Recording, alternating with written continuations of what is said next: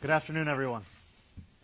This campaign was built around a core belief, a government that prioritized working people instead of simply the wealthy and the well-connected could transform New Yorkers' day-to-day lives.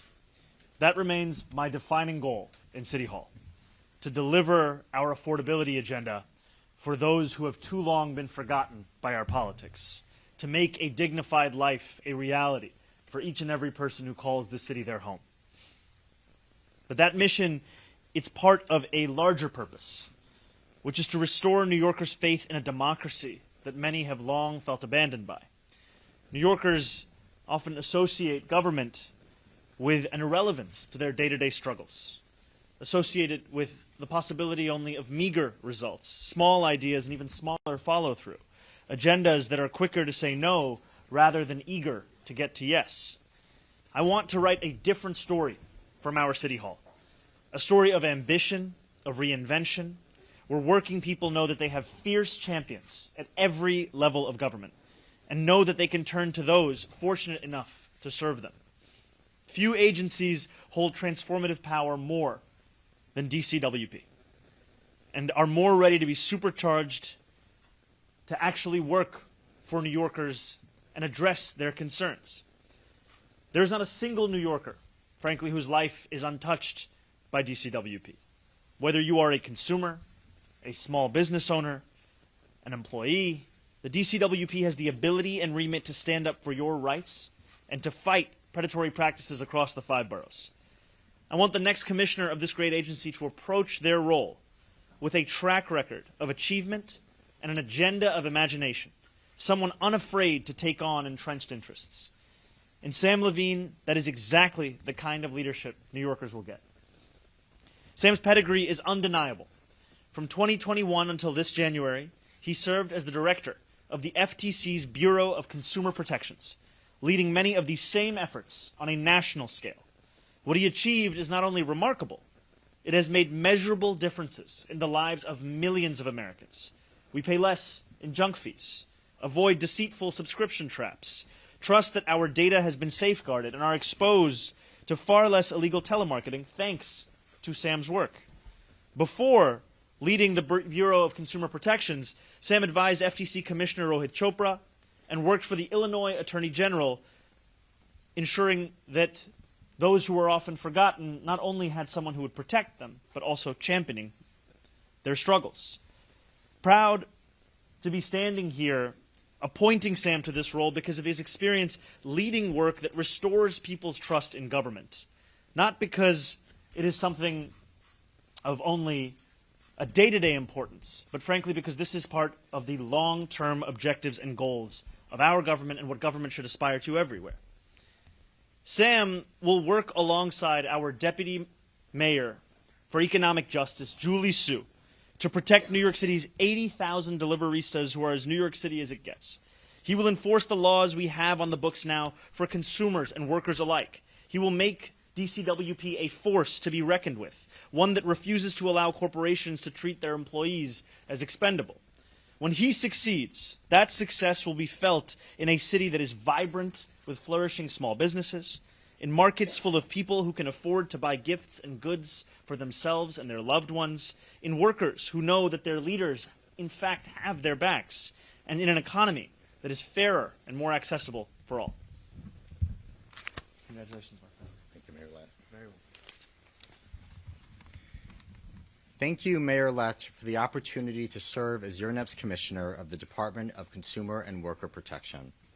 I'm a relatively new New Yorker, but my family has deep roots here.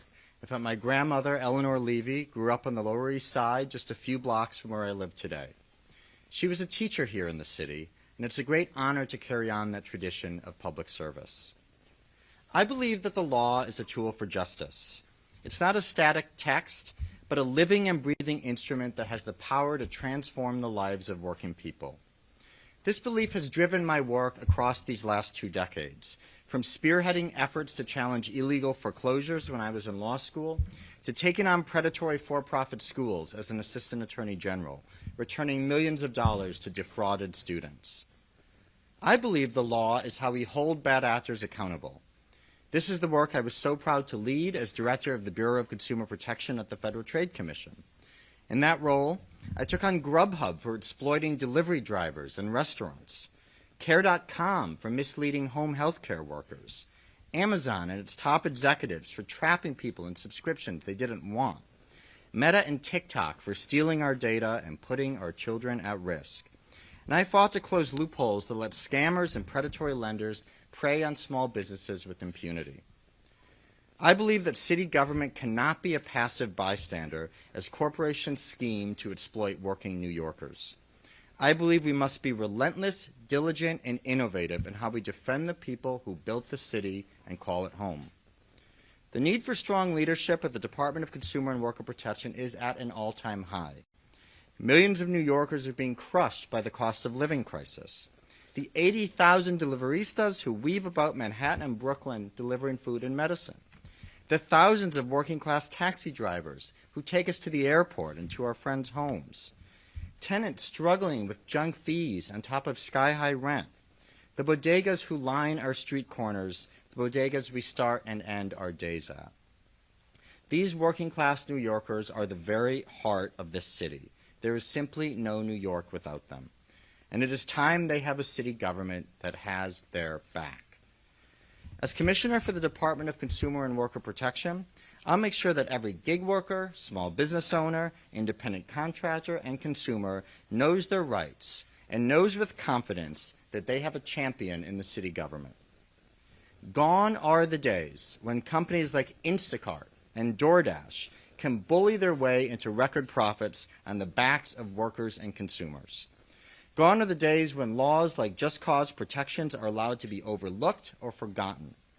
Gone are the days when we let key economic justice tools collect dust instead of using them to advance fairness for working people. I want to thank two of my colleagues and role models who have demonstrated that the world we dream of is within reach. Lena Khan, who served as chair of the FTC, now as co-chair of the transition team, and Rohit Chopra, who I served at the FTC and most recently led the Consumer Financial Protection Bureau. I also want to say, to the community organizations who have been leading this work long before me, I am so looking forward to hearing from you about your fight and to joining it alongside you. To Workers United, Workers Justice Project, Street Vendor Project, National Domestic Workers Alliance, Bronx Works, and the deliveristas who power the city, thank you to all you have done for keeping the dream of New York City alive. To our union partners, like UAW, 32BJ, and HTC, you have set standards for entire industries through collective bargaining, new organizing, and innovative policy and legislation. All New Yorkers benefit from your efforts, and I am looking forward to this continued partnership. To Julie Su, the incoming deputy mayor for economic justice, I have so much faith in your ability to keep the spotlight on working people bright, and I'm ready to serve alongside you. Lastly, I want to thank the people of New York for putting their trust in me. I look forward to getting to work. Thanks very much.